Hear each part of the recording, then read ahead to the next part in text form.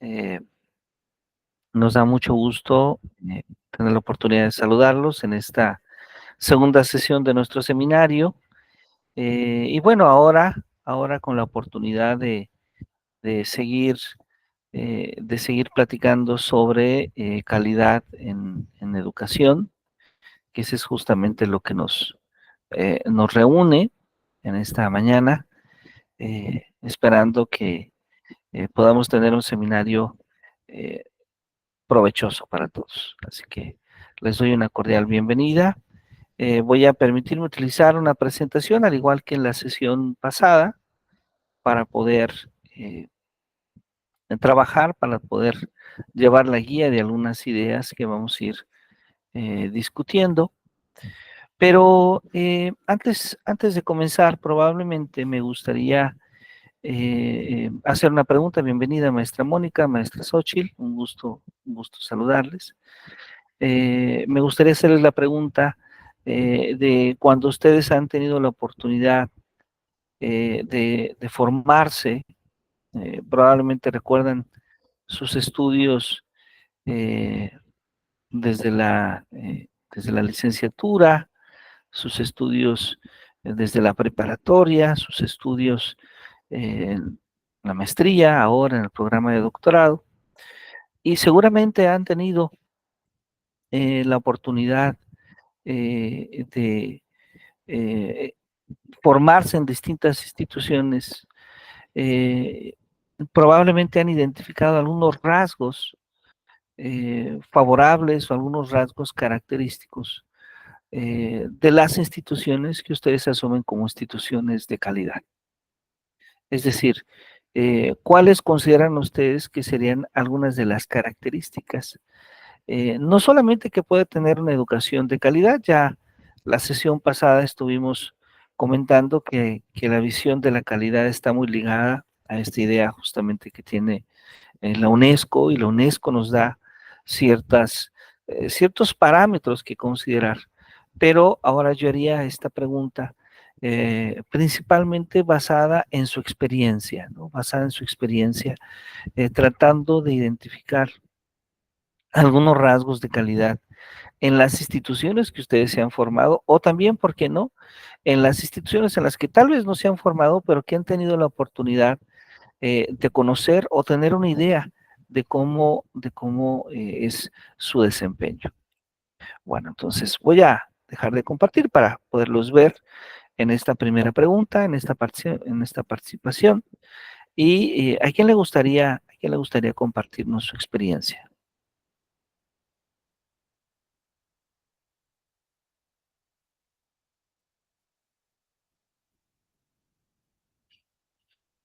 Maestra Mónica Quesada, ¿le gustaría compartirnos su experiencia? Muchas gracias. Sí, claro que sí, con todo gusto. Buenos días a todos. Muy Bueno, buenos días, buenos días. le comento, yo he sido formada mayormente en escuelas particulares.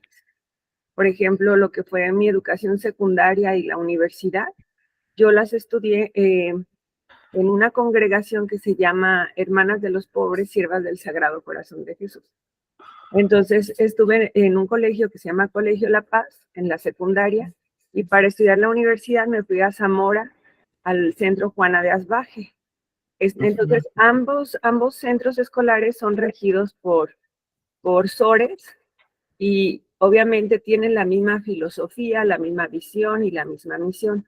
Son colegios muy grandes, colegios bien adaptados a las necesidades estudiantiles, con lugares para hacer deportes, maestros muy capacitados que obviamente tienen que cumplir con los requisitos que ellas requieren para tener formadores de calidad. Y justamente el día de ayer volví a observar el video que usted nos mandó. Era un video cortito sobre esto precisamente de los docentes y la educación, o sea, cómo influye que los mejores docentes estén a cargo de la escolarización de un alumno, ¿no? Y creo que ellas en esa parte cuidan mucho al docente que contratan, y por ser un colegio, el docente que no cumple el perfil que ellas están queriendo tener para lograr ciertos rasgos en el alumno al egresarlo, pues simplemente les agradecen y buscan a otro personal que cumpla con las necesidades que ella requiere. Entonces, por esa parte, pues yo podría decir que, o me atrevo a decir, que en muchos colegios se cumple este objetivo, ¿no? Es más diferente, como por ejemplo, cuando estudié en la preparatoria, yo estudié en una preparatoria que era, eh, ¿cómo decirlo? Estaba vinculado con la Universidad Michoacana de San Nicolás de Hidalgo. Entonces, ahí la diferencia es que había libre cátedra, cada docente nos hablaba como quería hablarnos, había docentes que por ahí de repente tenían un lenguaje muy florido y se les salía alguna palabra delante de nosotros o simplemente nos decían nosotros como grupo alguna palabra altisonante y ahí no había ningún problema porque había libre cátedra. Entonces, si nos íbamos a quejar con el director, pues decía, no pasa nada, si es el maestro, téngale paciencia. Tuvimos maestros muy, muy buenos también que nos hicieron reflexionar, porque cuando quizá la religión no está como fundamento escolar, la filosofía es abordada desde otros puntos de vista, entonces nos hacían reflexionar mucho en el ambiente filosófico. Nos prepararon con una mente más libre de pensar. Entonces también eso logro rescatarme, yo me siento orgullosa de haber estudiado parte de mi escolaridad en un sistema de la Universidad de San Nicolás de Hidalgo. Entonces, creo que esa sería mi experiencia. Por ejemplo, también, perdón, la maestría la hice en la Universidad Pedagógica Nacional, igual libre cátedra. También tuve maestros buenos, maestros que quizás me hubiera gustado que su aportación fuera un poco mayor, pero bueno, ahí me tocó a mí un poquito más poner de mi empeño para estudiar. Nos fuimos a un intercambio a Costa Rica, un intercambio académico. Fue algo muy enriquecedor, que creo que esto también lo fomentan mucho las escuelas públicas, los intercambios. Entonces, bueno, yo digo que ambos tipos de escolaridad son buenos, cada uno a su manera, pero logro rescatar eso de mis instituciones. Muy bien, muchísimas gracias. Eh, Muchísimas gracias, maestra.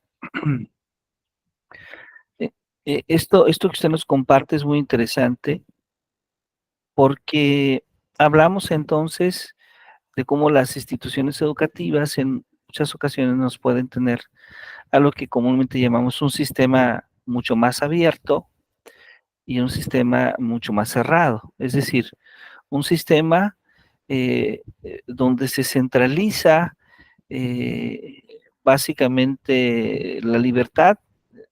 Hay un grupo de personas en la institución que se encargan de tomar las decisiones por los demás, que tienen esa autoridad, desde luego, y que de alguna manera hay ciertos controles, hay un control de calidad.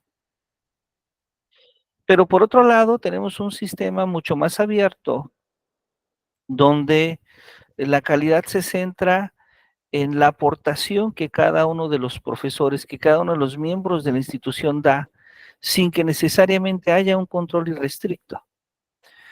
Y bueno, esto nos va a permitir que en muchas ocasiones, como usted muy bien nos comentaba en su experiencia, pueda encontrar desde profesores que con esa libertad, que con esa creatividad puedan hacer cosas extraordinarias, hasta profesores que probablemente no hagan esos mismos esfuerzos, ¿no?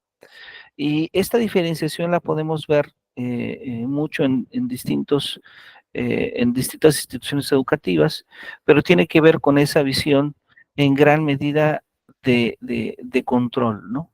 De control que la mayoría de las instituciones privadas procura y que a veces en las instituciones públicas es algo más complejo, pero esto no significa que no se pueda hacer. ¿Sí? También hay otra manera de poder establecer controles.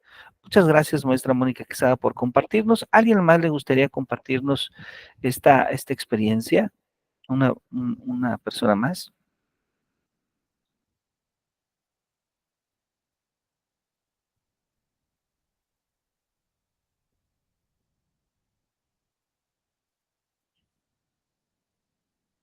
Este análisis de su formación.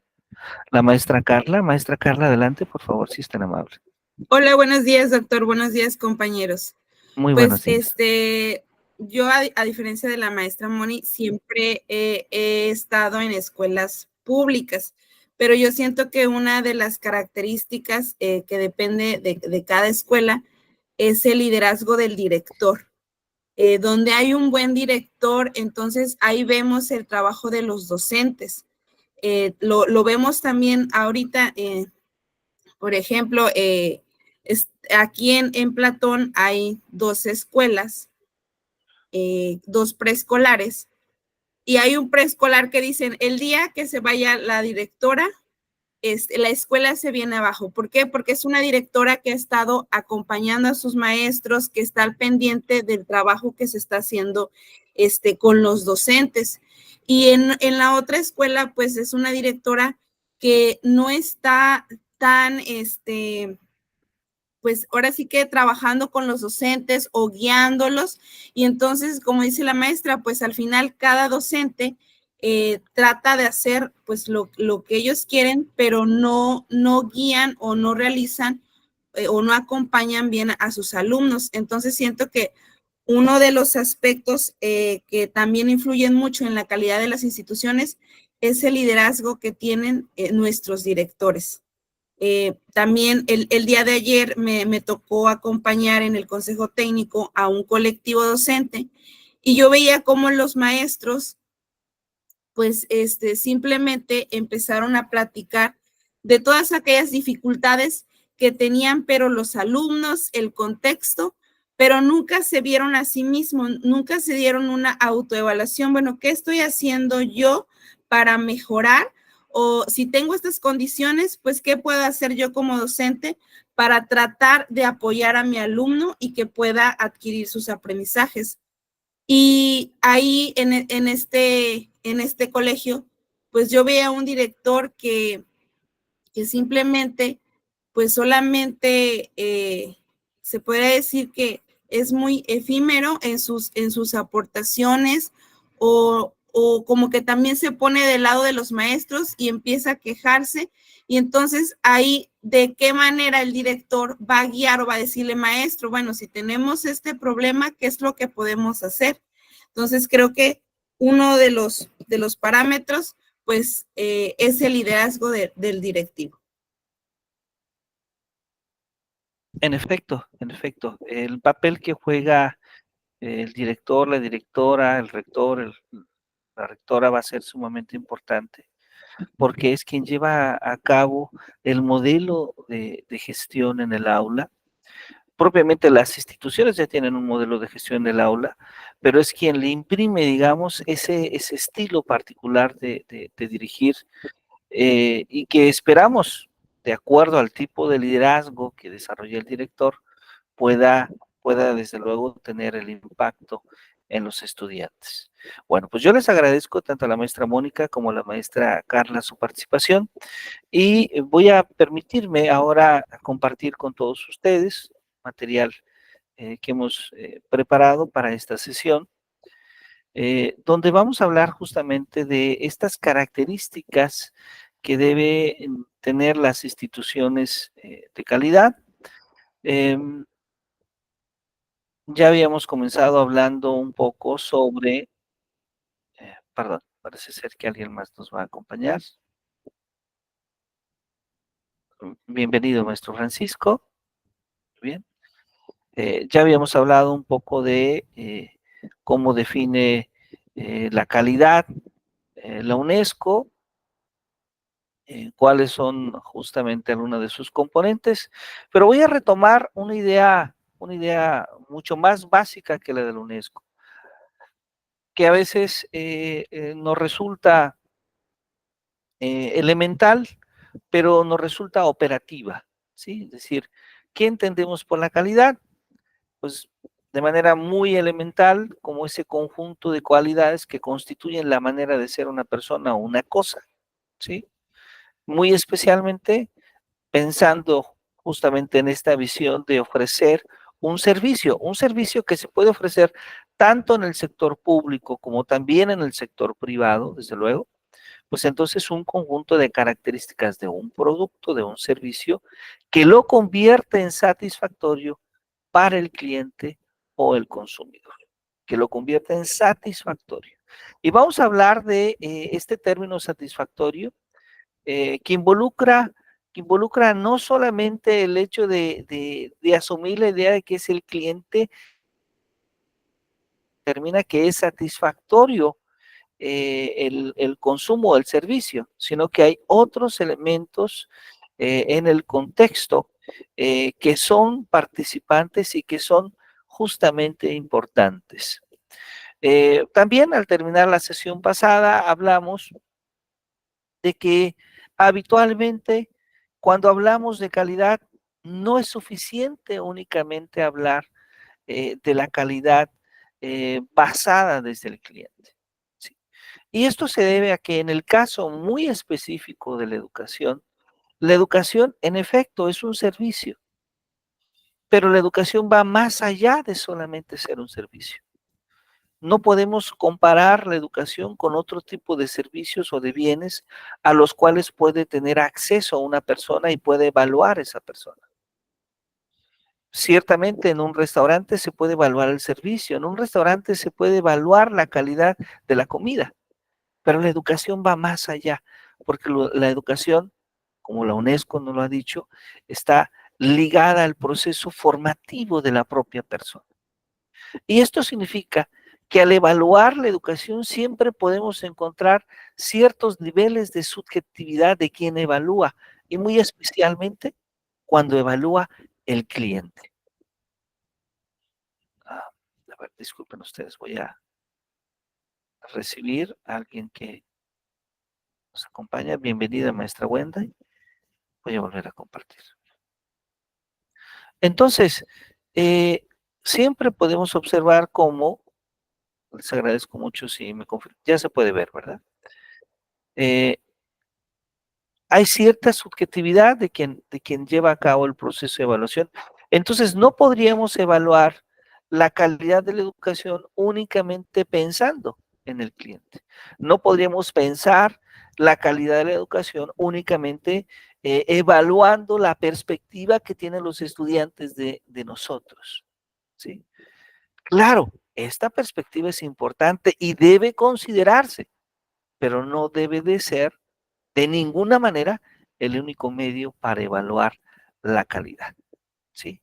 Porque a veces puede ser que el estudiante evalúe popularidad, a veces puede ser que el estudiante evalúe cierta empatía, a veces puede ser que el estudiante evalúe ciertos valores, ciertas perspectivas de personalidad en las que coincide con ese docente, pero no está evaluando como tal toda la calidad que el docente da a través de su clase, da a través de su seminario. Entonces, el modelo de calidad total nos permite pensar justamente cómo la evaluación de la calidad educativa, desde luego, incluye la calidad que desea el cliente, que en este caso es el estudiante, pero no únicamente él, ¿sí?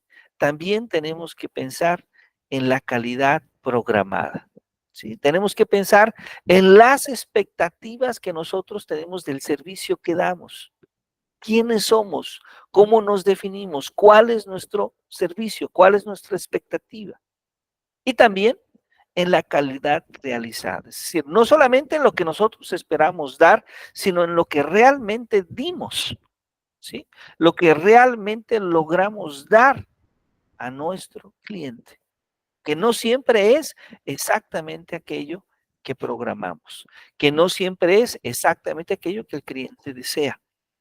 Pero entonces, en la intersección de lo que el cliente desea, de lo que el alumno espera, en la intersección de lo que nosotros programamos, en la intersección de lo que nosotros realizamos en el salón de clase, de lo que nosotros realizamos en la escuela, ahí encontramos la calidad ideal, lo que nosotros entendemos como la satisfacción plena, lo que tiene lo mejor de las tres partes, de lo que programamos, de lo que espera el alumno y también de lo que nosotros finalmente realizamos en el salón de clase. Esto es lo que nosotros entendemos como la calidad total. Bueno, entonces, esta calidad total, de alguna manera, la podemos identificar en nuestro servicio, en nuestro producto. Y cuando nosotros estamos pensando justamente en nuestra escuela, en la institución educativa en la que trabajamos, podríamos considerar estos 4 indicadores. Voy a permitirme revisar a alguien más. Bienvenida, maestra, bienvenida. Muy bien. Creo que se sigue compartiendo, ¿verdad? Entonces, aquí tenemos entonces 4 indicadores de la calidad educativa, ¿sí? El primero de ellos es el producto educativo, ¿sí? El producto educativo como indicador de calidad. El producto educativo como indicador de calidad, ¿sí? En muchos lugares, por ejemplo, un producto educativo como indicador de calidad puede ser la tesis recepcional. Supongamos, en la educación superior, alguien más desea incorporarse. Bienvenida, maestra. Bienvenida. Muy bien. Vamos a volver a compartir acá. Entonces, en algunos lugares, eh, eh, la, la tesis o el instrumento recepcional para la obtención del título de licenciatura o del grado de maestría o del grado de doctorado es un producto educativo. Es un producto, es un indicador de calidad educativa. ¿Sí? Otro indicador, la satisfacción de los estudiantes. Que el estudiante se sienta satisfecho en ese trayecto formativo. Que se sienta satisfecho con lo aprendido, que se sienta satisfecho con las actividades, que se sienta satisfecho con sus profesores, con los servicios que la escuela presta al estudiante. Otro indicador, la satisfacción del personal que trabaja en la institución. Este es un indicador muy importante. Que el docente, que el personal administrativo, que el personal directivo, que el personal de apoyo muestre esa satisfacción en su trabajo. ¿Sí? Esto es una señal muy importante del servicio que prestamos. ¿Por qué? Porque si yo no estoy convencido de la clase que imparto, si no estoy satisfecho con el seminario que imparto, si no estoy satisfecho con el servicio que presto, ¿sí? Difícilmente lo estarán mis estudiantes. Si yo no estoy motivado en mi clase, difícilmente estarán motivados mis estudiantes. ¿Sí? Y cuarto, el efecto de impacto de la educación que alcanzamos. Es decir, ¿cuál es el impacto que tiene mi producto educativo? ¿Cuál es el impacto que están teniendo mis egresados? ¿Cuál es el impacto que están teniendo los egresados? ¿Cuál es el impacto que están teniendo los artículos, las publicaciones, los libros de mis egresados, de mis profesores? Ese es el impacto. Ese es el impacto justamente. Un impacto que, por cierto, es ampliamente medible. Ampliamente medible. Entonces, estos son 4 indicadores de calidad educativa. ¿Sí? Ahora, este ejemplo tal vez hable de las publicaciones, de las tesis, estoy pensando un poco en la educación superior, pero podríamos pensarlo en educación básica. En educación básica tal vez no estamos pensando en una tesis, pero sí estamos pensando en una serie de actividades académicas que los estudiantes viven en esa etapa formativa. Las Olimpiadas del Conocimiento, las Olimpiadas de Matemáticas, Física, Química, Biología, etcétera. ¿Sí? Las actividades académicas que en esa etapa formativa existen y en las cuales el estudiante puede ser partícipe y protagonista. Esos son ejemplos de productos educativos. Y esto lo podemos ver.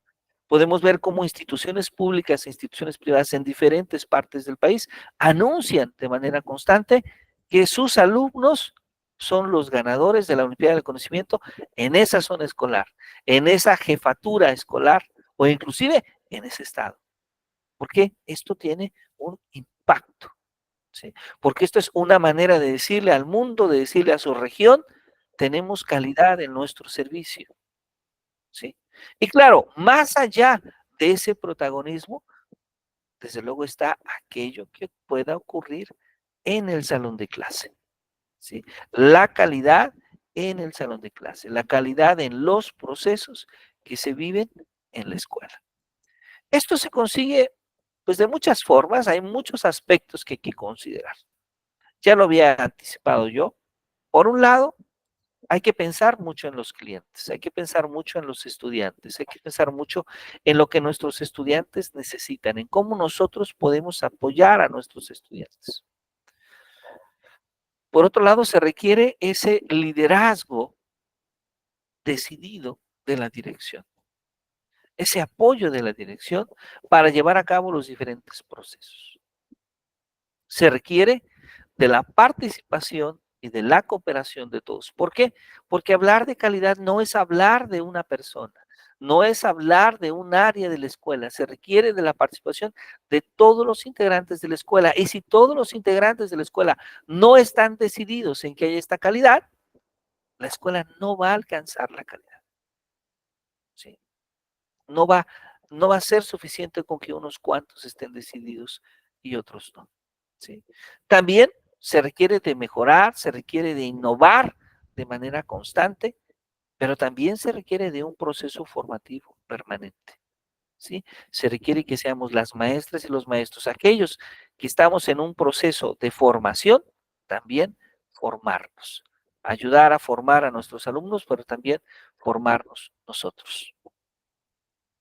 Entonces, hay una serie de principios de calidad que son muy importantes. ¿Sí? ¿Cuáles son estos principios? Pues estos 7 principios que abordamos acá. Voy a, bienvenida maestra, un gusto que nos acompañe. Estos 7 principios que tenemos acá, a ver si ahí se pueden ver,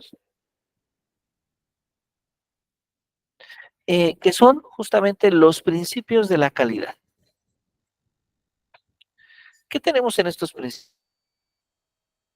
El primer principio es enfocarnos en el cliente, ¿sí? Enfocarnos en el cliente. Sí, este es un principio importante.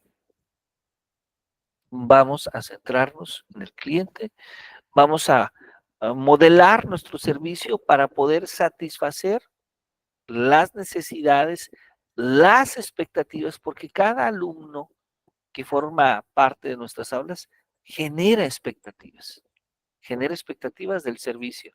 Desde cuando ustedes están en su institución, sea educación primaria, secundaria, preparatoria, universidad, cuando están en esa entrevista de admisión, ya se están generando expectativas. Cuando ustedes escuchan por qué esa persona desea estudiar en su escuela, ya hay expectativas. ¿Sí? Entonces, centrarnos en el cliente. ¿En qué? En poder atender esas expectativas. Y si es posible, superar esas expectativas dadas. Pero también para ello se requiere un liderazgo. ¿Sí? Ese liderazgo que sabemos puede ser de muchas formas, pero que generalmente da mejores resultados cuando es un liderazgo compartido. ¿Sí? Cuando la toma de decisiones, sí, se centra finalmente en el director, pero el director tiene la capacidad de delegar a diferentes áreas, diferentes comités, diferentes subdirecciones, diferentes departamentos, la toma de decisiones. Eh, es probado que las instituciones más exitosas son aquellas quienes tienen la posibilidad de delegar autoridad y de tener un liderazgo mucho más compartido, mucho más democrático. Desde luego, el aspecto fundamental, y ya lo había un poco anticipado, para que pueda existir, para que se dé finalmente, para que se pueda dar un, una calidad en la educación, se requiere del compromiso de todo, de toda la comunidad educativa. En primera instancia, del director, de los maestros, del personal de apoyo, del personal administrativo. Pero también hay otros elementos intervinientes, por ejemplo, el propio alumnado, ¿sí? Y desde luego también la comunidad educativa incluye a los padres y madres de familia. Es necesario enfocarse en los procesos, ¿sí? Es necesario enfocarse en los procesos. Tener claridad de los procesos que se realizan en la escuela y tener entonces claridad que la escuela tiene distintos procesos en distintas áreas, desde aquello que ocurre en el aula, desde lo curricular, desde lo pedagógico, hasta aquello que puede ser inclusive administrativo, de gestión, de servicio, ¿sí? Entonces, la escuela está inmersa en muchos procesos. La escuela tiene muchas áreas de trabajo, ¿sí? Un director o una directora, por ejemplo, no es simplemente un docente. Sus labores son mucho más complejas, porque sus labores tienen que ver con una gestión docente, con una gestión administrativa, con una gestión directiva, e inclusive en muchas ocasiones en diferentes regiones del país con una gestión política. ¿Sí? Entonces, eh, enfocarse en los procesos, enfocarse en atender cada uno de los procesos necesarios en la escuela para poder atender las necesidades. Y tener esta visión de la mejora continua, ¿sí? Tener esta visión de que podemos mejorar los procesos existentes, de que podemos mejorar la infraestructura, de que podemos mejorar el servicio que la institución presta. Esto es sumamente importante, porque a veces podemos encontrar comunidades educativas o instituciones que asumen que ya no es posible mejorar, ¿sí? Que ya no es posible mejorar, que la tradición, que la costumbre se impone a nuevas visiones o a la idea de poder innovar, ¿sí? Y que inclusive, que cuando se procura el cambio, sienten que este cambio es negativo, no porque lo sea, sino porque simplemente es una manera distinta de hacer lo que las personas ya realizaban. Entonces, ese es uno de los retos más importantes, ¿no? El atrevernos a mejorar, el atrevernos a innovar, a darnos cuenta que nuestra institución siempre puede ser mejor. Y claro, para esto se necesita tomar decisiones. La toma de decisiones es un elemento fundamental en la dirección y en cada uno de los departamentos de la escuela. Pero hay que tomar esas decisiones basadas en evidencias. Entonces, a los principios de calidad, un corte de alguna manera un poco científico. ¿Por qué? Porque no tomamos decisiones al azar, no tomamos decisiones eh, por una opinión, tomamos decisiones basadas en evidencias. Hay que gestionar, desde luego, las relaciones, hay que generar un ambiente cordial, un ambiente de cooperación, un ambiente de trabajo en todos los miembros de la institución. Hay que generar esa gestión con todos aquellos que forman parte de la escuela, con todos aquellos que reciben el servicio educativo, con todos aquellos eh, con los cuales tenemos una responsabilidad. Entonces, estos son justamente 7 principios fundamentales de la calidad. Son principios ampliamente conocidos, sobre todo en el campo de la gestión, de la administración, ¿sí? Eh, tanto así que inclusive algunas normas de calidad se basan en el seguimiento de estos principios. Y en México, ya anteriormente, se había de alguna manera creado algunos programas para seguir esta visión, no tal cual como los principios de calidad, pero sí una adecuación a ello. Y si ustedes recuerdan, en la educación básica pública se hablaba de escuelas de calidad.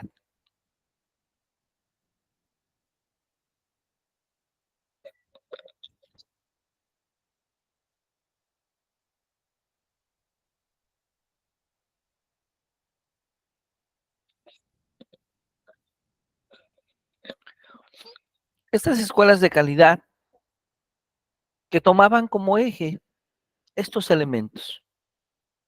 Tener prácticas docentes flexibles, llevar a cabo una planeación participativa, una evaluación para la mejora continua, una participación social responsable, el trabajo en equipo, la toma de decisiones, el liderazgo compartido y la rendición de cuentas.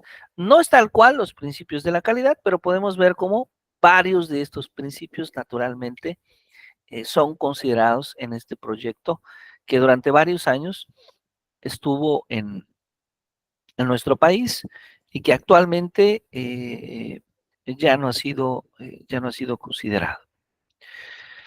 Pero, ¿cómo nosotros podemos entonces llevar a cabo el proceso de mejora continua?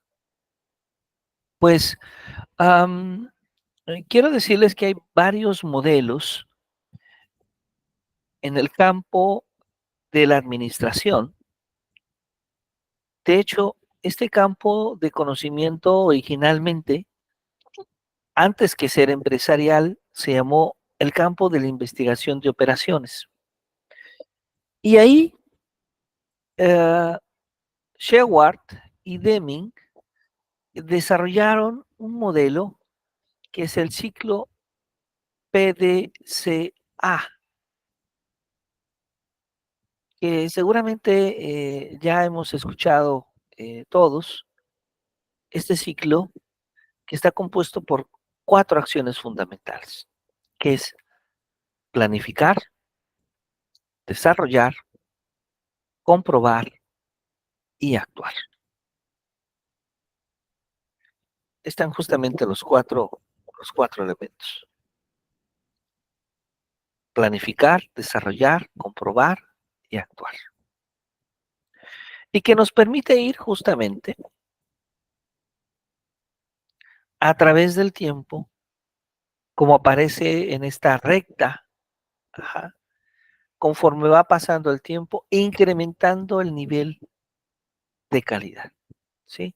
No es un proceso, lo digo desde ahora, no es un proceso inmediato, no es un proceso inmediato. Sin embargo, es un proceso que se va construyendo. ¿Cuál es la idea entonces? La idea es que tenemos que planificar, tenemos que desarrollar un plan, tenemos que pensar en lo que vamos a realizar. ¿Cuáles son los grupos de interés? ¿Cuáles son las necesidades o las expectativas? ¿Cuáles son las características para poder satisfacer esas necesidades o esas expectativas? Y entonces nosotros diseñamos el proceso adecuado. ¿Para qué? Para poder atender esas necesidades, esas expectativas. Claro, considerando el grupo de interés, considerando la actividad que vamos a realizar. Ahora desarrollamos lo que planificamos. Esa es la segunda etapa. Desarrollamos lo que planificamos. La tercera etapa es vamos a comprobar los resultados de la acción. Es decir, ya lo desarrollamos, ahora comprobamos los resultados, vemos cómo nos fue, ¿sí? Y finalmente, actuamos para modificar lo que hacemos y con ello podemos asegurar mejores resultados o resultados con mayor calidad. Es un ciclo simple, ¿sí? P, D, C, A. Es un ciclo. Ahí está el ciclo. Y conforme más veces vamos pasando este ciclo, incrementamos el nivel de calidad de nuestro servicio. Es una idea simple, pero una idea poderosa. Una idea básica, pero si nosotros la llevamos a cabo, no solamente en nuestra práctica educativa, en nuestra escuela, si la llevamos a cabo en nuestra práctica ordinaria, como docentes, podemos ver cómo nuestro proceso mejora. Esto entonces nos permite ir pasando a distintos niveles de calidad. ¿Sí? A distintos niveles de calidad. Un primer nivel que es bastante común, que de hecho seguramente vivimos en las instituciones educativas, el nivel de inspección. ¿Sí? Vamos a inspeccionar a ver si el maestro asistió.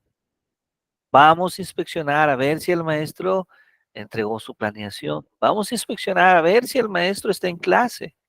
Vamos a asegurarnos de que el maestro haya pasado lista. Vamos a asegurarnos de que el maestro haya realizado las evaluaciones. Vamos a asegurarnos de que el maestro en su clase haya cumplido con su clase debe tener. Eso le llamamos inspección. Un segundo momento, el control de calidad. ¿Sí? Un control de calidad es una segunda etapa. Una tercera etapa, el aseguramiento de la calidad, la gestión de la calidad y finalmente la calidad total. Y entonces si nosotros vamos tomando planificar, desarrollar, comprobar y actuar, planificar, desarrollar, comprobar y actuar de manera constante, podemos ir pasando estos distintos niveles, desde la inspección, desde el control de la calidad, ¿cierto? No solamente controlar la calidad, sino tener un sistema que nos dé de manera natural esa calidad. Que la calidad se convierta, en una consecuencia natural de los procesos que se gestionan en la escuela. ¿Sí? No en algo que hago para una certificación, no en algo que hago porque el día de hoy está la directora o el director me va a ver y hoy voy a dar mi clase bien. No, sino que se convierta en el día a día de los procesos de la escuela. Entonces, para ello es necesario crear un sistema que nos garantice esa calidad total. Pero aquí hay que tener mucho cuidado porque en muchas ocasiones las instituciones se confunden y cuando crean un sistema únicamente, por ejemplo, para certificar, entonces están haciendo eso, ese hecho de que el maestro se prepara para la clase cuando el director va. Ya no está el director y vuelve a sus mismas prácticas. Y no, la calidad total está comprometida con esa excelencia, con la idea de que la clase es de excelencia en cada una de las sesiones, con que el servicio es de excelencia en cada una de las sesiones, con que la calidad se presenta en cada uno de los procesos.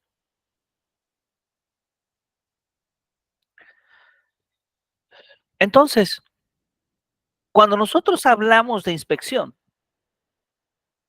nosotros estamos haciendo lo que estamos observando, en lo que nos estamos dando cuenta, es en el producto. Es en la inspección. Yo inspecciono el producto. En muchas ocasiones creemos que el producto es la clase, entonces inspeccionamos la clase, si el profesor está dando clase. Para el área de apoyo, a lo mejor el producto es que la escuela esté limpia, entonces vamos a revisar si la escuela esté limpia. ¿Sí? La inspección evalúa el producto. El control de calidad, que es una segunda etapa, empieza a evaluar el proceso. El aseguramiento de la calidad evalúa el sistema. La gestión de la calidad, la gestión de la calidad total, la excelencia. Entonces, ahí tenemos, como podemos observar del lado derecho, la diferencia de niveles. Cuando evaluamos o nos fijamos principalmente en el producto, o cuando lo que queremos es ver el proceso, el sistema. Si vamos comprendiendo que evaluar el producto no es suficiente. La inspección no es suficiente, porque tendríamos que tener cámaras y controles por todos lados en las instituciones para poder saber qué ocurre. Pero además, eso ni siquiera podría garantizar la calidad misma. La calidad misma tiene que ver con una convicción que va desarrollando las maestras y los maestros, los miembros de la escuela. ¿Sí? Y bueno, en el mundo se han creado normas para evaluar la calidad. ¿Sí? Se han creado normas para evaluar la calidad de manera que una de las normas más conocidas, que seguramente todos han escuchado, es la norma ISO. ¿Sí?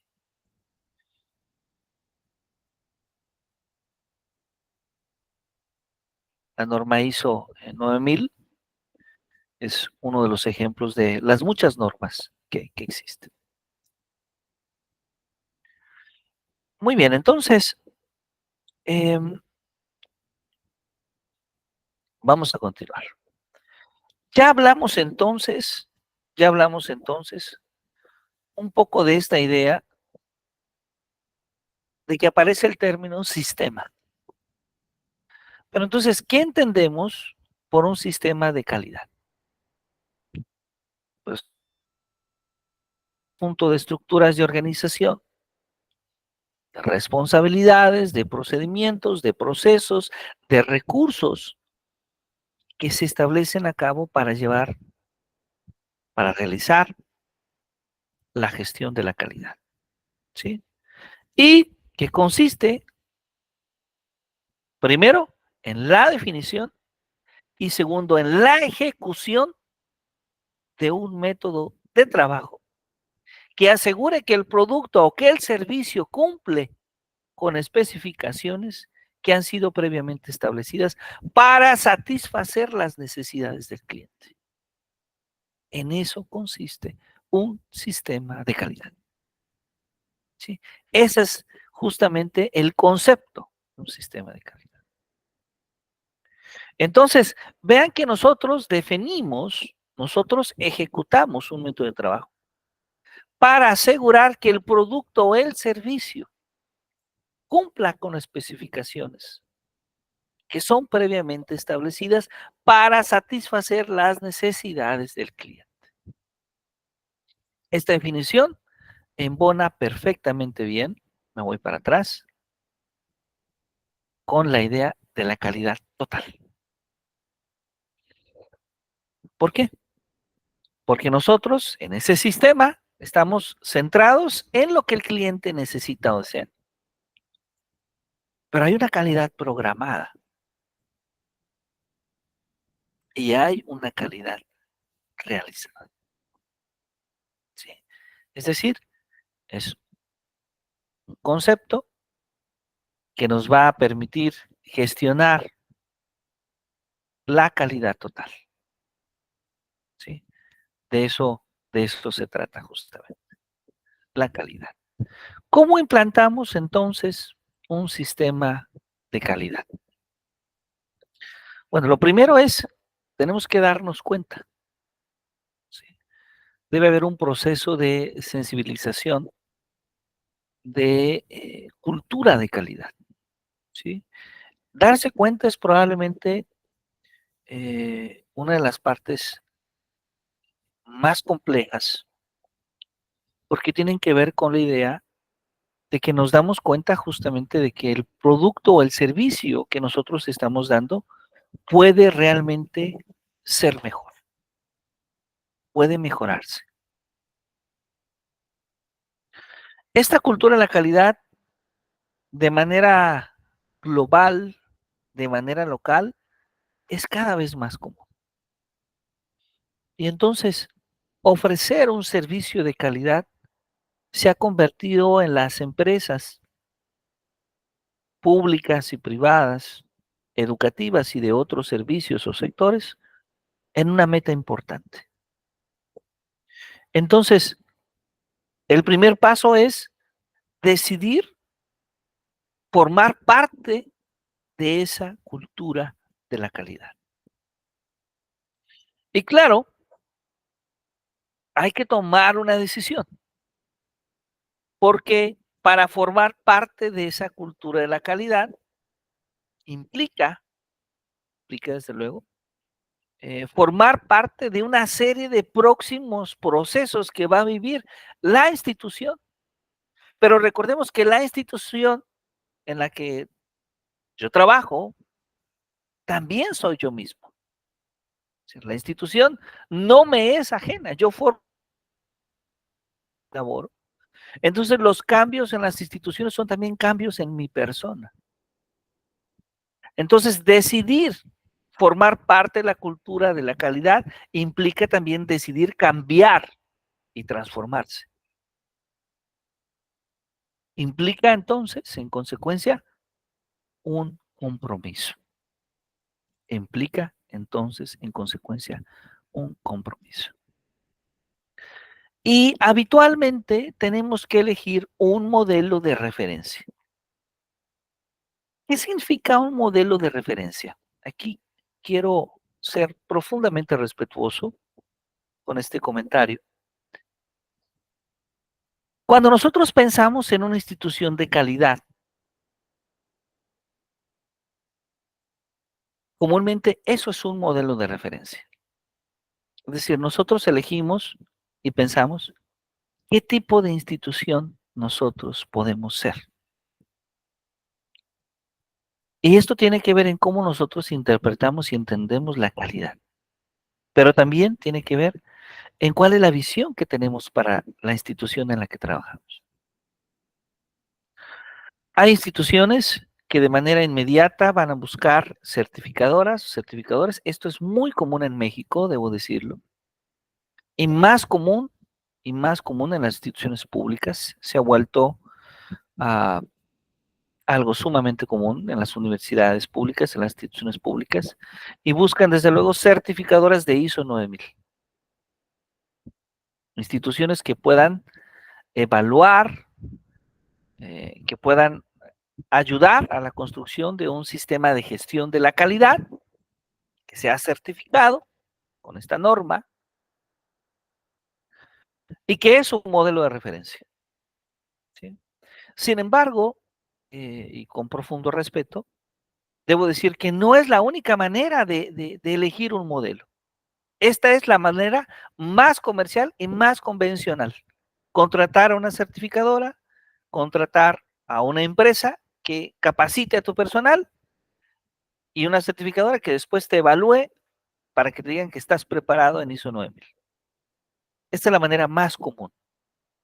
Y debo decirlo, económicamente más cara también. Pero hay otras formas de hacerlo. ¿Por qué? Porque habitualmente no es obligatorio tener una certificación. La certificación se ha venido eh, buscando como una muestra de esa calidad para decirle al mundo que hay calidad, ¿sí? Sin embargo, muchas de las grandes instituciones educativas en el mundo no llevan a cabo un proceso de certificación mediante este tipo de mecanismos. Y nosotros podemos pensar en muchas de las grandes universidades en el mundo.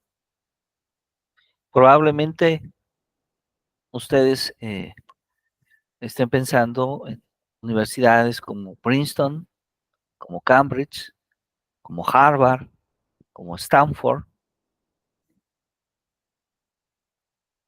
En Iberoamérica, la Universidad eh, eh, Complutense de Madrid, la Universidad Autónoma de Madrid, la Universidad Nacional Autónoma de México, la UNAM, ¿sí?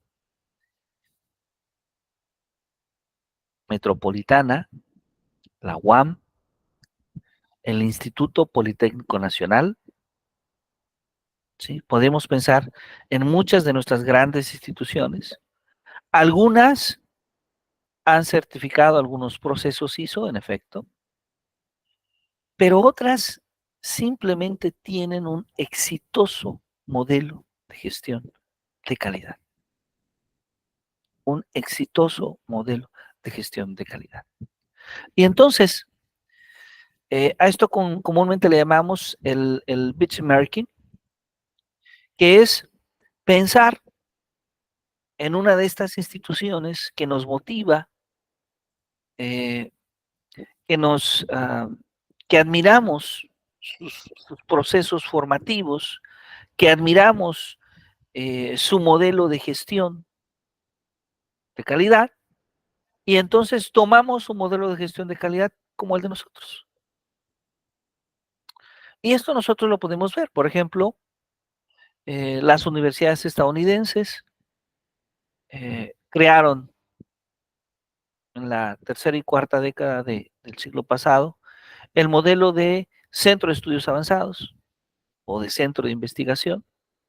Pues cada universidad en sus escuelas contaba con centros de estudios avanzados y la UNAM cuenta con facultades y centros de estudios avanzados.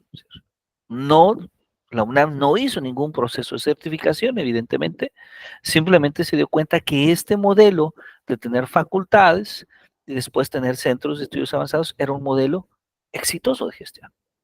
Un modelo que consiste en que en las facultades, en las escuelas, a los estudiantes, 3,000, 4,000 estudiantes, y en el Centro de Estudios Avanzados ofrecen 30, 40 becas para estudiantes con altos desempeños, con muy altos desempeños, con estudiantes que consideran que pueden ser el futuro en ese campo de conocimiento, entonces becan a esos estudiantes para que formen parte del Centro de Estudios Avanzados y tienen desde luego una formación eh, eh, mucho más elevada. Mucho más elevada. Entonces, los centros de estudios avanzados o los centros de investigación que se convierten en el semillero para la generación del conocimiento en los Estados Unidos, después lo replican en diferentes partes de Latinoamérica y que hoy en día es un modelo común en las universidades, tanto públicas como privadas, con algún tipo de financiamiento. Ahora, ¿fueron los estadounidenses los primeros que pensaron este modelo? No. Este modelo, desde luego, ya había surgido en Europa, ¿sí? Si pensamos en el siglo XVIII, en el siglo XIX, era un modelo muy semejante, ¿sí? Entonces, no solamente podemos implantar un sistema de calidad basado en una norma ISO, sino que también podemos pensar en un sistema de calidad pensando en un modelo de referencia de calidad, ¿sí? Ahí también podemos tomar ideas, en un modelo que nosotros consideremos de excelencia. Y claro, otra propuesta que también en los últimos años tiene un impacto muy importante es lo que llamamos el modelo europeo de gestión de la calidad, ¿sí? Que de hecho, tanto ISO 9000, el modelo de norma de ISO 9000, como el modelo europeo de gestión de la calidad, van a convertirse en dos modelos sumamente útiles para las instituciones educativas y en el cual las instituciones educativas buscan de manera constante certificarse, ¿sí? Buscan certificarse para mostrar o para dar evidencia de la calidad que muestran en sus servicios y en sus productos. Pero insisto que esto como tal, no sería necesario si nosotros podemos crear un modelo de excelencia, un sistema de calidad en nuestra institución, inclusive sin necesariamente seguir ninguno de estos dos modelos que he citado. ¿Qué es lo realmente importante? Es que, bueno, una vez que elijo un modelo de referencia, bien sea el ISO 9000, bien sea el modelo de una institución que considere excelencia, o bien sea el modelo europeo de gestión de la calidad, pues entonces vamos a actuar sobre él. Vamos a actuar sobre el sistema, sobre el método, sobre los objetivos, sobre la planificación, la organización, el calendario, las personas, los medios. Vamos a llevar a cabo los procesos de control, los procesos de mejora continua, los programas, los planes estratégicos. Muy bien. Bien, hasta aquí, ¿alguien tiene alguna pregunta, alguna duda? ¿Vamos bien? Yo, doctor, Claro que sí. Voy a dejar de compartir. gracias. Adelante, por favor. Me han surgido aquí algunas dudas respecto a esto de la calidad educativa y a veces la forma como la percibimos los docentes o en sí el centro en general. Por ejemplo, usted hablaba hace un momento de las olimpiadas educativas como un proceso para ver resultados medibles sobre algunos de los logros de la institución. Sin embargo, yo aquí, y quizá porque me he enfrentado con esa situación, tengo algunas dudas al respecto porque los papás se quejan luego de que tomamos a ciertos niños que tienen ciertas habilidades y los preparamos a mayor conciencia, por decirlo así, y que por qué no todos los niños tienen la misma oportunidad. Entonces, se han implementado luego modelos donde se quiere abrir esa convocatoria a todo el grupo escolar. Y también los papás a veces se quejan que porque hay niños que se sienten presionados porque no tienen o no sienten que tienen la capacidad para lograr estos altos estándares o demandas, por ejemplo, en el área de matemáticas. Entonces, bueno, esa es mi primer pregunta. ¿Cómo podríamos ser mediadores en esta parte de la calidad para incluir a todos en el proceso, en un mismo sistema? Y la otra es que me queda claro que para poder lograr una calidad educativa, lo primero que debemos tener es un excelente equipo de trabajo.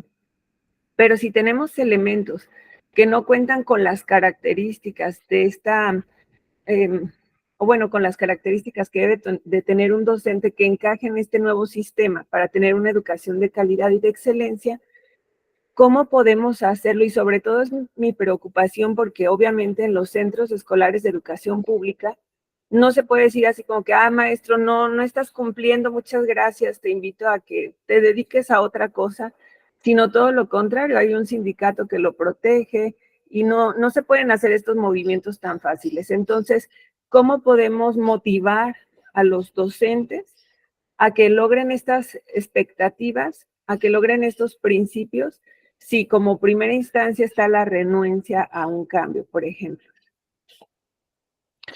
Claro que sí, maestra, muchísimas gracias. Dos preguntas muy interesantes. Y además, la primera, controversial en los tiempos que estamos. Hay todo un movimiento en el país en contra de las Olimpiadas del Conocimiento actualmente, ya que un grupo de profesores particularmente considera que están, que de alguna manera pueden considerarse de manera muy semejante a lo que usted dijo, como un medio antidemocrático del conocimiento. Es decir, alguien en algún momento ha utilizado el término de democratizar el saber y eso se ha interpretado con la idea de que todos tienen derecho al saber, pero ha olvidado la idea del esfuerzo para el conocer. Es decir, todos tenemos la posibilidad de conocer, desde luego que sí, pero conocer implica esforzarse.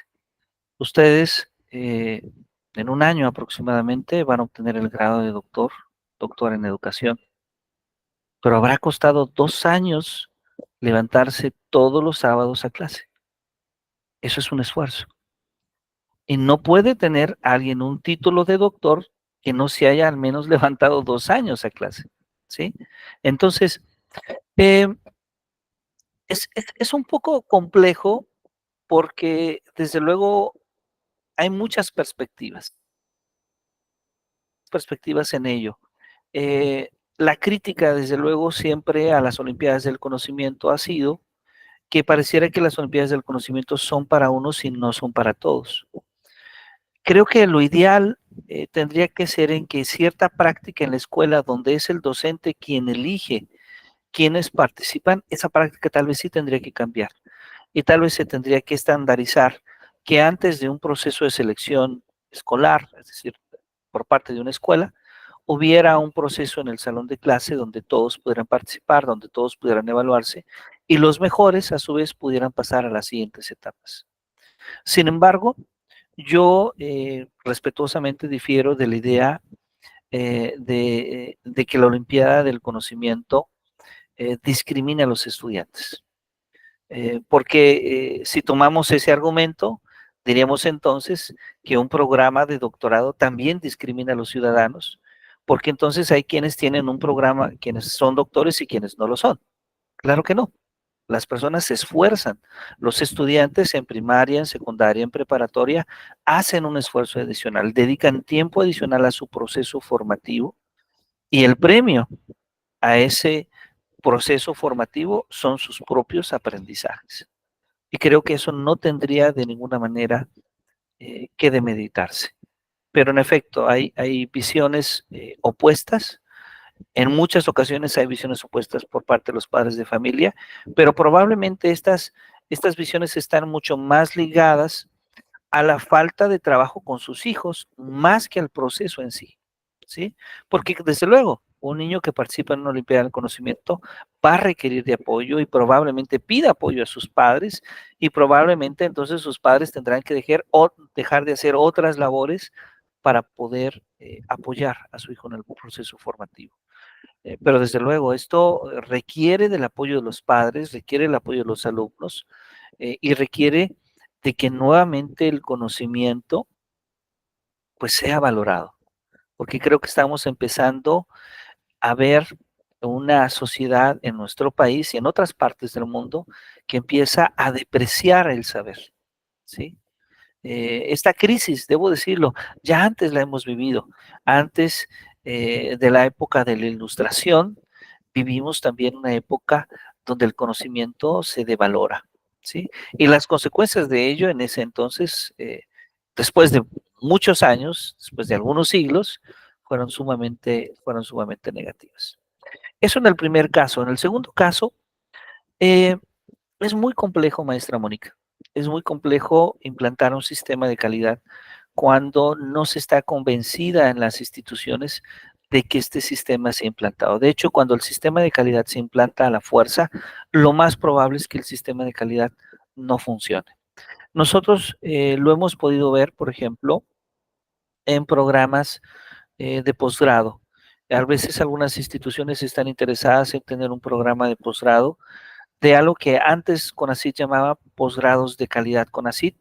Debo decirlo que CONACYT anteriormente tenía 2 programas que se llaman Programa Nacional de Posgrado CONACYT, posgrado de calidad CONACYT, perdón, y Programa Nacional de Posgrado de Excelencia CONACYT. En los programas de excelencia, los estudiantes recibían una beca del 100% de su programa de posgrado. En los programas de calidad recibían una beca menor, habitualmente era del 50%, con un cofinanciamiento con la institución educativa pública en la que se estudiaba. Pero implantar un programa de este tipo de posgrado en una institución educativa es un reto impresionante, porque implica, en primera instancia, que todos los miembros de la institución educativa, particularmente de ese programa de posgrado, sean miembros del Sistema Nacional de Investigadores. Involucra, antes que eso, que todos los miembros de esa institución educativa tengan un doctorado concluido, con título. Involucra que todos los miembros de esa comunidad educativa tengan durante el año en el que se hace la propuesta al menos 4 publicaciones de ese año, todos, ¿sí? Entonces, como usted puede ver, maestra, hay una serie de requisitos que no son de una persona, que no son de dos, son de varias personas. Y con una sola persona que no cumple el requisito, no se tiene éxito. Entonces, cuando hablamos justamente de un sistema de gestión de calidad, ocurre algo muy semejante. El sistema público tiene la complicación y el beneficio a la vez de que va a contar con los profesores de manera fija. Entonces, al contar con los profesores de manera fija, desde luego esto va a permitir que los profesores puedan gozar del beneficio de ese sistema de gestión. Pero probablemente el esfuerzo que tiene que hacer el director o la directora es dejar en claro cuáles son esos beneficios que van a recibir las personas que implementan el sistema de gestión. ¿Sí? Esto es sumamente importante. Por ejemplo, en este ejemplo que me he permitido mencionar de un sistema de posgrado de calidad CONACYT, el beneficio automático de formar parte de una beca para el investigador, que a veces es equivalente al salario, si es categoría A. Si es categoría B, es 2 veces el salario. Si es categoría C, es 3 veces el salario. Es decir, el beneficio es evidente para el investigador. Y entonces es el propio investigador el que busca ese beneficio. De tal manera que se convierte en una situación muy virtuosa porque el programa beneficia a la institución, pero beneficia a su vez a cada uno de los miembros de la institución. Y beneficia, por cierto, a todos los alumnos, o sea, toda la comunidad educativa. En consecuencia, hay un esfuerzo desde la comunidad por cumplir con esos requisitos. No porque esos requisitos se impongan, sino porque es un beneficio para todos. Todos desean participar. Cuando el sistema es impuesto, se va a enfrentar a muchas dificultades y una de ellas probablemente es a la falta de motivación y a la falta de compromiso por los participantes. Pero ahí la función del director, de la directora es sumamente importante para poder mostrar, para poder motivar, para poder mostrar cuáles son los beneficios que van a obtener los participantes de la implementación del sistema de gestión. ¿Sí? Esto es sumamente importante. Y claro, siempre un sistema de gestión genera beneficios para la institución, para el servicio, eleva la calidad de los productos, para los estudiantes, en este caso, son beneficiados directos. Una institución que tiene un sistema de gestión ya andando, ya funcionando, va a dar mejores resultados. Ahora, es muy importante que el sistema de gestión se implemente, ¿sí? Y aquí yo quisiera mencionar varios casos que en muchas ocasiones se presentan principalmente con las certificadoras y que también ha generado a nivel nacional que haya detractores de los procesos de certificación, ¿sí? Y es el hecho no de la certificación misma. Aquí quiero aclarar que no se debe a que haya alguien que cuestione el modelo de gestión, no nos estamos refiriendo a ello, sino a alguien que cuestiona a las personas que llevan a cabo el proceso de certificación, es decir, a las personas, no a los modelos.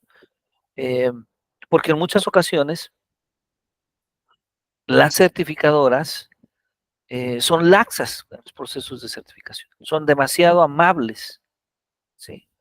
Y no permiten que realmente las instituciones hayan llevado a cabo su gestión de la calidad, ¿sí? No permiten que realmente hayan implementado su sistema de gestión de la calidad y certifican. Y entonces, esto ocurre cuando el proceso de certificación se ve más como un compromiso de corte político eh, o de corte económico, más que operativo, más que en la gestión de la calidad. ¿Sí? Y esto desde luego ha ocurrido en diferentes partes de nuestro país, donde se cuestiona por qué la certificación no coincide con el servicio que se presta. ¿Sí? Y la certificación se debería de dar cuando el servicio ya se ha elevado a esa calidad existente. ¿Sí? Entonces, ahí también hay una crítica importante. Importante se puede dar a que en muchas ocasiones las instituciones exigen que el proceso de certificación sea muy rápido, cuando los procesos de certificación habitualmente son lentos. Es decir, la transformación, la mejora del servicio que presta una institución no es de ninguna manera un proceso inmediato. Por ejemplo, el círculo de Deming, del que hablábamos hace un momento, es un círculo que se podría llevar en un ciclo escolar. Entonces, en un ciclo escolar, con un análisis minucioso, identifico áreas de mejora y de oportunidad y realmente trabajo en ellas. Entonces, el efecto realmente de cambio, de transformación, probablemente se va a dar entre 3 o 4 o hasta 5 años. No es un proceso inmediato. Entonces, un proceso de certificación serio probablemente va a estar oscilando entre 1 año y 1 año y medio. Y hoy en día hay certificadoras que lo venden, ofrecen sus servicios de certificación en 6 meses. Habitualmente hay una empresa que da el proceso de formación y otra empresa distinta que certifica en solo 6 meses, lo cual resulta difícil para las empresas poder llevar a cabo ese proceso de transformación.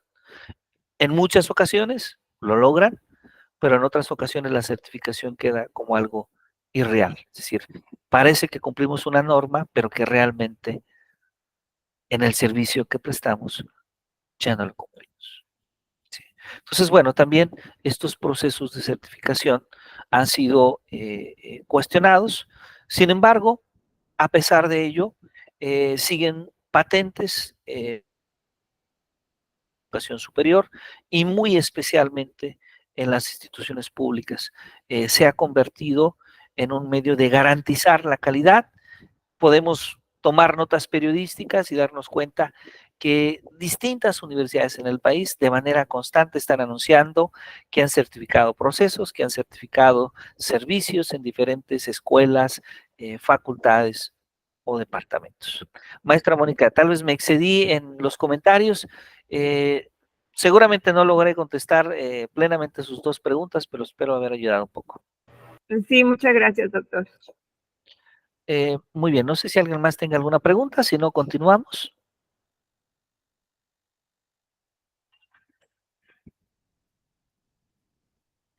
Muy bien, voy a permitirme continuar. He apagado un poco mi cámara, que tenemos un poco de conectividad ambivalente.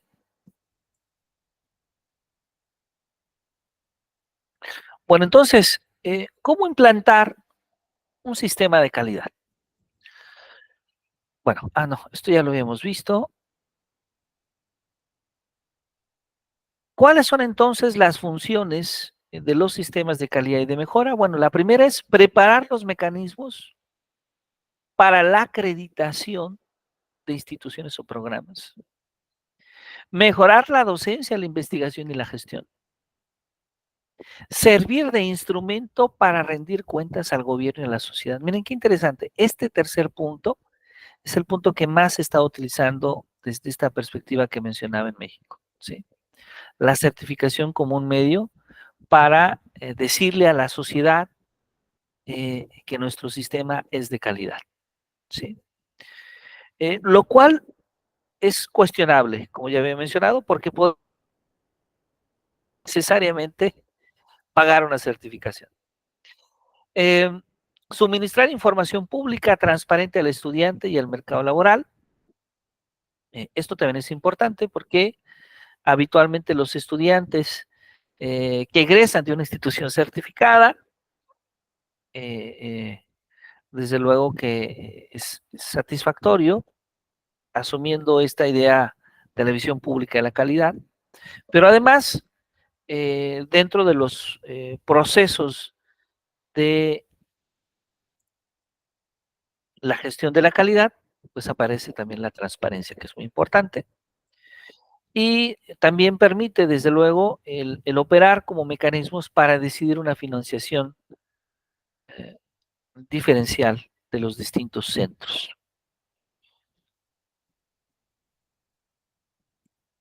Hay dos enfoques de la calidad total, que son los dos enfoques más conocidos en el mundo. El enfoque de ISO 9000. Este enfoque de ISO 9000 básicamente que es un sistema para verificar la calidad del servicio o del producto. Y el otro enfoque es el que llamamos el modelo de excelencia, que es una estrategia o un modelo de gestión de una organización. Entonces, ahí tenemos justamente dos modelos, dos enfoques de la calidad total. Bien, creo que alguien tiene un comentario. Maestro Jaime, sí, adelante, por favor, si es tan amable. Sí, doctor, buenos días a todos. Muy buenos días. Pues una duda en esa parte de las cuestiones de certificaciones y las casas certificadoras como tal, porque, pues bueno, hemos visto en nuestra propia escuela normal los procesos que se viven de certificación. Claro. Incluso ahorita últimamente, al estar un poquito más involucrados que la mayoría de mis compañeros, pues hemos visto esta parte de cómo son los procesos y los procedimientos, y muchas veces no son tan acordes, o no reflejan lo que la dinámica que tienen cada una de las instituciones. Entonces, no sé, quién regula o quiénes son las instancias que regulan a esas casas certificadoras? Porque muchas veces ellos traen como que un esquema del servicio privado hacia una empresa, y lo quieren, literalmente lo implantan a las instituciones, ¿no? Y muchas veces preguntan situaciones que dice uno, ¿y esto cómo lo respondo? ¿Esto con qué, cómo se come? Y muchas veces no entendemos muchas de las cosas que a lo mejor como ellos en un servicio privado, en una empresa, pues pues es más fácil de entender, ¿no? Claro que sí. Es una pregunta muy interesante. En México son reguladas por la Secretaría de Gobernación, que es la Secretaría de Gobierno Federal, la responsable de llevar a cabo la regulación de este tipo de consultorías, que de hecho son consultorías. Y las consultorías surgen de un modelo de gestión. Por ejemplo, en nuestro país surge de un modelo de gestión que se empezó a desarrollar en España. En España establecieron algo que se llama el mediador de la calidad. Es decir, no es el gobierno quien evalúa la calidad de las escuelas, sino que se buscaba un instrumento que fuera justamente un mediador, ¿sí? Es decir, alguien que no fuera del gobierno, pero que tampoco fuera de las escuelas, como una instancia intermedia, que pudiera de manera completamente independiente y autónoma, ¿sí?, llevar a cabo la evaluación de los procesos de una institución educativa, sin que hubiese un compromiso ni con el gobierno ni con la escuela, ¿sí? Entonces, de este modelo de mediación de la gestión educativa surge la idea de la certificación, ¿sí? En España se ha convertido en un mecanismo bastante común. Entonces, este modelo, vamos, hoy en día es global, particularmente en nuestro país se ha convertido en en un modelo que es donde varias consultorías a nivel nacional se encargan justamente de ser estos intermediarios que evalúan la calidad, ¿sí? Al evaluar la calidad, ofrecen también servicios previos para llevar a cabo un proceso de implementación de un sistema de calidad y después de evaluación de la calidad. Pero en nuestro país de gobernación, la instancia que les otorga este permiso, por un lado, y por otro lado, fungen esta función de un intermedio con independencia, con autonomía.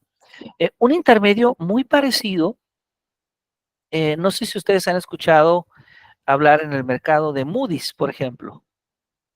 No sé si alguien ha escuchado hablar en economía de Moody's, ¿no? Bueno, Moody's es una empresa estadounidense, una consultora estadounidense de las más grandes del mundo, que se encarga de evaluar la cuenta económica de las empresas más grandes del mundo, a su vez, ¿sí? Es Moody's quien hace los reportes de Pemex, por ejemplo, y quien dice si Pemex tiene capacidad de pago o no tiene capacidad de pago, o cuál es el tipo de capacidad de pago que tiene Pemex para que Pemex pueda a su vez requiere algún tipo de préstamo o inclusive puede evaluar cuál es el posible valor que tiene Pemex en el mercado. Eso hace Moody's. Es decir, es una empresa, ¿sí?, certificadora en otro campo, ¿sí?, en este caso en el campo económico, pero es una empresa independiente, independiente del gobierno de Estados Unidos, independiente del gobierno de México, independiente de Pemex, independiente de los ciudadanos, es decir, es un evaluador independiente y autónomo. Entonces, esa figura a nivel internacional cada vez tiene un mayor peso, porque asumimos la idea de que estas empresas van a ser sumamente exigentes, es decir, van a cumplir con lo que ellos anuncian en su proceso de gestión de calidad, ¿sí? Ellos en sus tareas programadas anuncian una serie de normas establecidas que tienen que cumplir aquellas empresas, aquellas instituciones educativas sobre las cuales se evalúa su gestión de calidad, ¿sí? Entonces, en apego a ello, la calidad de estas empresas se da considerando el apego pleno justamente a sus tareas planeadas, no basada necesariamente en la satisfacción del cliente, porque la satisfacción del cliente sería probablemente muy simple. Una universidad diría, pues entonces certifícame, cumpliendo los requisitos mínimos, y no, las certificadoras deben de exigir lo que sus tareas programadas solicitan. El caso particular, Normex es una de las certificadoras mejor evaluadas en el país, ¿sí? Mejor evaluadas en el país. Pero ciertamente no hay todavía, maestro Jaime, mucha legislación en el tema. Y nosotros podemos ver esto eh, cuando, si llevamos seguimiento de la nota educativa en el país, podemos darnos cuenta que distintas certificadoras en distintos momentos del año hacen un catálogo de las mejores universidades del país y no siempre estas universidades son coincidentes. Seguramente la Universidad Nacional Autónoma de México sigue apareciendo en las primeras 5, la Universidad Autónoma Metropolitana, la UAM, sigue apareciendo en las primeras 5, el Instituto Tecnológico de Estudios Superiores de Monterrey sigue apareciendo en las primeras 5 o en las primeras 10, pero las otras universidades ligeramente están cambiando, ¿no? Y esto se debe a que los modelos de evaluación de la calidad son distintos, ¿sí?, en principio, pero además también se debe a que no hay digamos, cada una de estas certificadoras tiene su propio mecanismo de medición, ¿sí?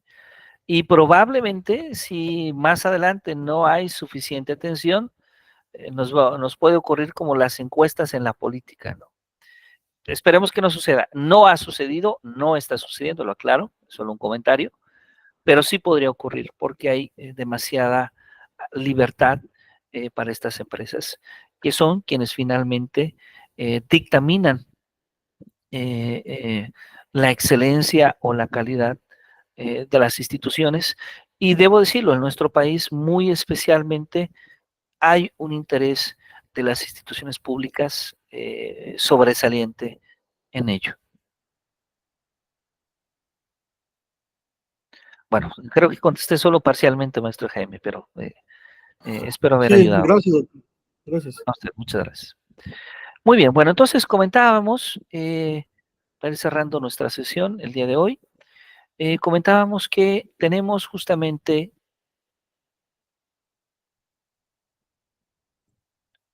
estos dos modelos, estos dos enfoques, perdón, el modelo de ISO 9000 y el modelo de excelencia, ¿sí? Estos son dos modelos que vamos a analizar con mayor detenimiento la siguiente sesión.